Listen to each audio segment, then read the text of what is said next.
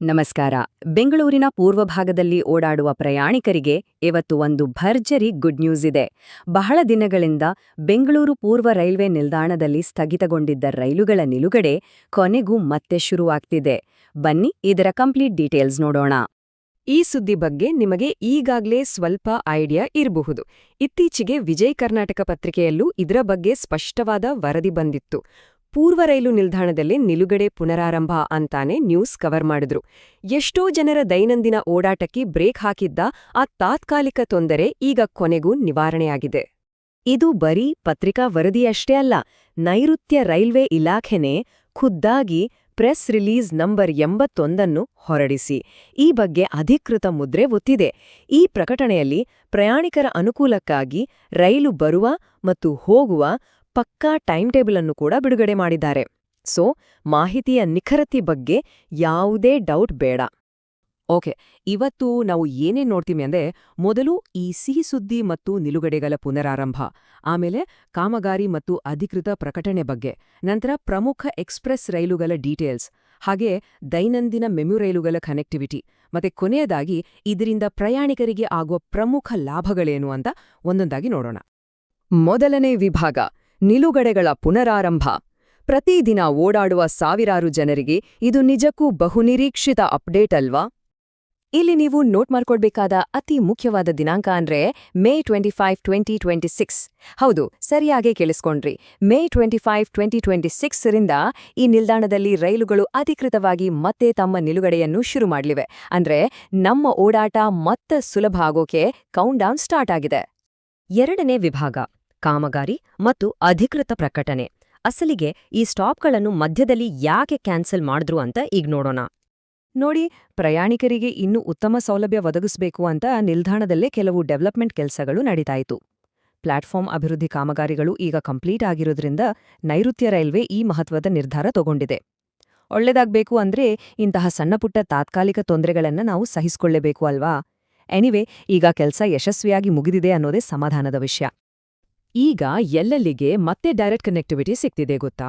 ಈ ಆದೇಶದ ಅನ್ವಯ ಚೆನ್ನೈ ಸೆಂಟ್ರಲ್, ಮೈಸೂರು ಮತ್ತು ಕೋಲಾರದಂತಹ ಸಿಟಿಗಳಿಗೆ ಹಲವು ಎಕ್ಸ್‌ಪ್ರೆಸ್ ಹಾಗೂ ಮೆಮು ರೈಲುಗಳು ಇಲ್ಲಿ ಮತ್ತೆ ನಿಲ್ಲಲಿವೆ. ಅಷ್ಟೇ ಅಲ್ಲ, ಕನ್ಯಾಕುಮಾರಿ, ಮುಂಬೈ, ಟುಟುಕೋರಿನ್ನಂತಹ ಲಾಂಗ್ ಜರ್ನಿ ಪ್ಲಾನ್ ಮಾಡೋರಿಗೂ ಇಲ್ಲಿಂದಲೇ ನೇರ ಸಂಪರ್ಕ ಸಿಗ್ತಿದೆ. ಜಸ್ಟ್ ಇಮ್ಯಾಜಿನ್, ಇದು ಎಷ್ಟು ಅನುಕೂಲ ಆಗುತ್ತೆ ಅಲ್ವಾ?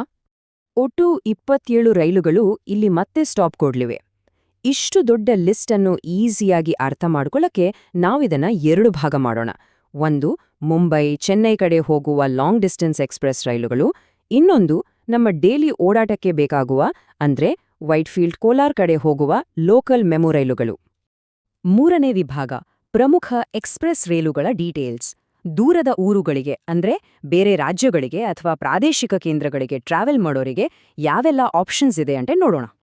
ಅಫಿಷಿಯಲ್ ಪ್ರೆಸ್ ರಿಲೀಸ್ ಪ್ರಕಾರ ಮುಂಜಾನೆ ಬರುವ ಪ್ರಮುಖ ಎಕ್ಸ್‌ಪ್ರೆಸ್ ರೈಲುಗಳ ಟೈಮಿಂಗ್ಸ್ ಹೀಗಿದೆ ನೋಡಿ. ಮಧ್ಯರಾತ್ರಿ 2:57ಕ್ಕೆ 16:0021 ಚೆನ್ನೈ ಸೆಂಟ್ರಲ್ ಎಕ್ಸ್‌ಪ್ರೆಸ್ ಬಂದ್ರೆ, ಆಮೇಲೆ ಬೆಳಗಿನ ಜಾವ 4:59ಕ್ಕೆ 11:0301 ಮುಂಬೈ ಸಿಎಸ್ಟಿ ಎಕ್ಸ್‌ಪ್ರೆಸ್ ಬರುತ್ತೆ. ಇನ್ನು 6:22ಕ್ಕೆ 16:525 ಕನ್ಯಾಕುಮಾರಿ ಎಕ್ಸ್‌ಪ್ರೆಸ್ ಕೂಡ ಸಿಗುತ್ತೆ. ಸೊ ಬೆಳ್ಳಂಬೆಳಗ್ಗೆ ಜರ್ನಿ ಸ್ಟಾರ್ಟ್ ಮಾಡೋರಿಗೆ ಇದು ಪರ್ಫೆಕ್ಟ್ ಟೈಮಿಂಗ್.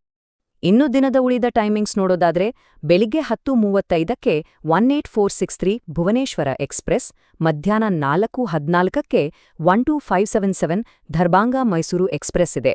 ಸಂಜೆ ಕಡೆ ಬಂದ್ರೆ 11013 ಲೋಕಮಾನ್ಯ ತಿಲಕ್ ಟರ್ಮಿನಸ್ ಅಂದ್ರೆ ಮುಂಬೈ ಕೊಯಂಬತ್ತೂರು ಎಕ್ಸ್‌ಪ್ರೆಸ್ ರಾತ್ರಿ 8:09ಕ್ಕೆ ಬರಲಿದೆ. ಹೀಗೆ ಇಡೀ ದಿನ ಬೇರೆ ಬೇರೆ ಊರುಗಳಿಗೆ ಆರಾಮಾಗಿ ಕನೆಕ್ಟಿವಿಟಿ ಸಿಗುತ್ತೆ.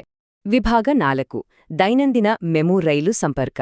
ಸ್ಥಳೀಯ ನಿವಾಸಿಗಳಿಗೆ ಮತ್ತು ಡೈಲಿ ಆಫೀಸ್ಗೆ ಹೋಗೋರಿಗೆ ಇದೆ ಅಲ್ವಾ ಅಸಲಿ ಜೀವನಾಡಿ.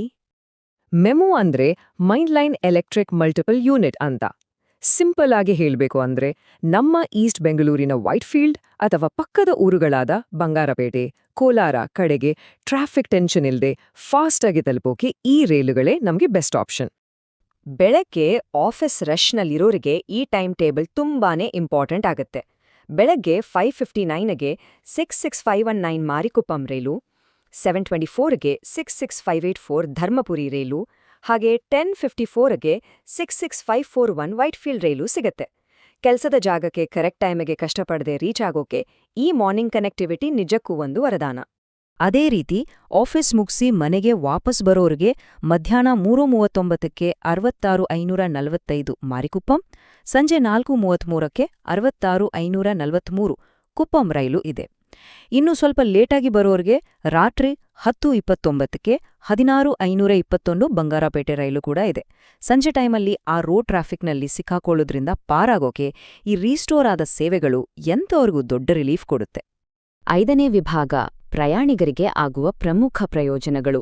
ಈ ಎಲ್ಲ ಬದಲಾವಣೆಗಳಿಂದ ನಮಗೆ ಕೊನೆಗೆ ಸಿಗುವ ದೊಡ್ಡ ಲಾಭ ಏನು ಅಂತ ನೋಡೋಣ.